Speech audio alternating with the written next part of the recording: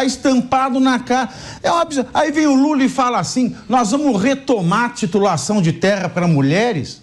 Mas isso aconteceu em número recorde dos últimos 4. Como é que ele vai retomar uma coisa que já existe? Sabe o que eu lembrei, ouvindo falar, eu lembrei de uma frase do Ciro Gomes, né, que ele falou durante a campanha eleitoral, que o Lula é um encantador de serpentes, né? Ele pega um fato que já existe, requenta e coloca como primeira vez, né? O Vonei tá rindo aqui. Não, mas não é, o Vonei. O número é número. Como é que ele vai retomar uma coisa que já existe? Ele parou? Então, vamos lá. Todos vão se lembrar do lançamento do Bolsa Família. E qual foi uma das pré-condições do Bolsa Família? É que o benefício seria destinado diretamente às mulheres. E assim o é até agora.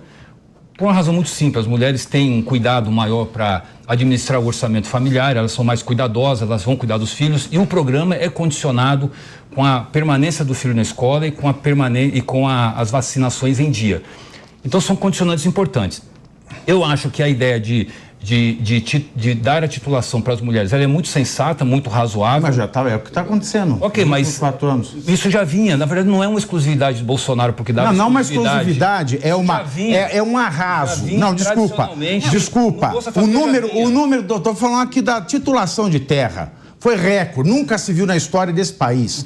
Nem Fernando Henrique, nem Lula 1, nem Lula 2, nem Dilma 1, nem Dilma 2, nem Temer, nem ninguém titulou tanta mulher em terra.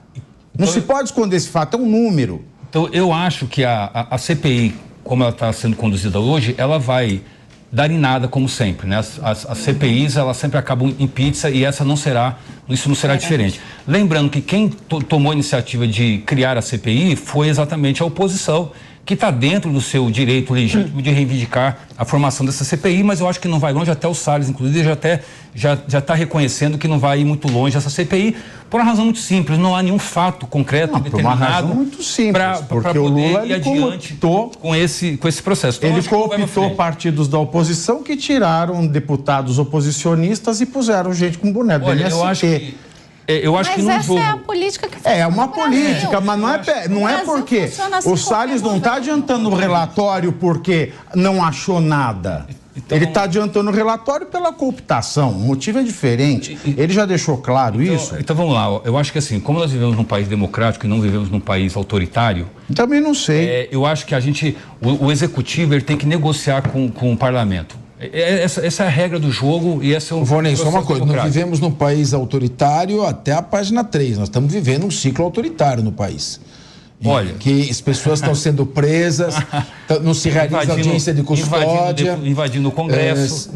Mas existe um processo. Fazendo discurso de violência nas redes sociais. Por exemplo, o Lula está solto, o Janones está solto fazendo discurso de violência. As pessoas cometem crimes e quando elas cometem crimes, elas têm que ser punidas pelos crimes. Mas existe um caminho que o processo penal estabelece e não é à toa. Num país democrático, você estabelece um caminho, você prende uma pessoa quando há necessidade de prisão. Quando você tem necessidade de prisão, você prende. A prisão do Lula. Você não prende uma pessoa. Então a prisão do Lula. Foi anulada justamente, falhas. Exato. Por uma série de agora, as pessoas do 8 de janeiro, não estou dizendo. As pessoas do 8 de janeiro não podem nem pedir habeas corpus. Por que o processo do Lula, não, porque o processo do Lula em primeiro lugar, é preciso aguardar em prisão? Não é preciso aguardar em prisão. Uma invasão do parlamento na iminência de você instituir um golpe de Estado no país. Mas veja bem, mas tem 1.000 pessoas, mas tem 1.700 pessoas naquele dia, dentro do parlamento, tem 1.700 pessoas presas. Tem pessoas que estavam presas, estavam desarmadas. Tem pessoas que estão presas que estavam ali e não sabiam o que estava acontecendo, estavam sendo manipuladas. E, no entanto, o que aconteceu? Hoje você tem uma denúncia coletiva, você não identifica o que cada um fez, as pessoas estão presas sem necessidade de estarem presas. A prisão preventiva... 160 que serão julgados, Sim, mas e os que já estão sendo condenados? Não, que vão ser julgados já tem um limite. Tem 2.000 denunciados. Não, denunciados, mas vão ser julgados. São 2.000 pessoas que cometeram crime. Tem que ser com direito de defesa. O processo penal, ele não tem que ter ideologia nem bandeira. Se houve erros, se o Lula, por exemplo, não teve direito a um julgamento imparcial porque o juiz que fez a investigação estava comprometido pela adesão, ele teria direito de ser julgado por um outro juiz, até para que não parasse em dúvida se é culpado ou inocente. As outras pessoas que não têm a mesma grife e que estão presas têm o mesmo direito. São 14 horas e 35. Então, eu vi um país autoritário quando existe uma diferença de critérios. Não é um protagonismo da justiça quando você tem juízes prendendo, investigando, quando a função deles é aguardar a acusação para julgarem imparcialmente. É essa questão que coloca em risco. Quando você sufoca um veículo de comunicação que tem uma interpretação dos fatos diferente de outros veículos, dizendo que ele pratica fake news, quando na verdade o fato é objetivo. Aqui o que a gente faz? Nós discutimos um fato. O fato é esse. Você tem uma opinião, ela tem outra opinião, ela tem outra, ele tem. Não tem importância. É disso que vem a democracia. E por isso que eu digo a você, nós não estamos vivendo um momento democrático no país, infelizmente. Eu acho, assim, o problema está, de novo, no enfraquecimento das instituições. A gente tem um judiciário que está, sim, legislando.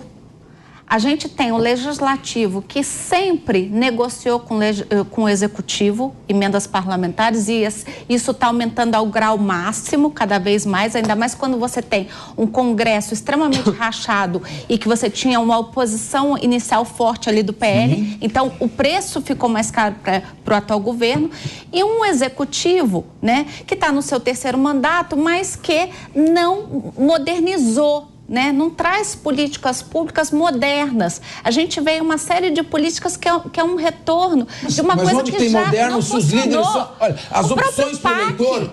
As opções para o eleitor são os mesmos políticos que estão aí há 20 anos. E o eleitor não tem consciência da mudança. Agora eu faço uma pergunta a você, Elaine. Por que portar 0,3 gramas de maconha não é crime? E se tiver um traficante na porta de uma escola com 0,3 gramas de maconha para passar para algum estudante? Então, não é crime?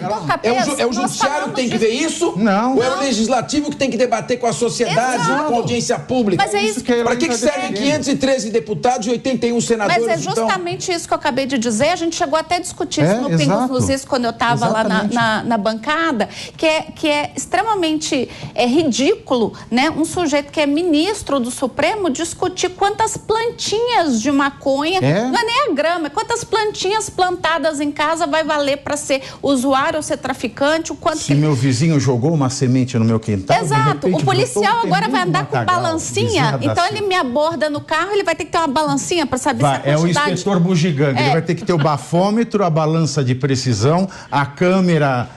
Vai ser o inspetor bugiganga que vai sair para a rua. Então tá tudo errado.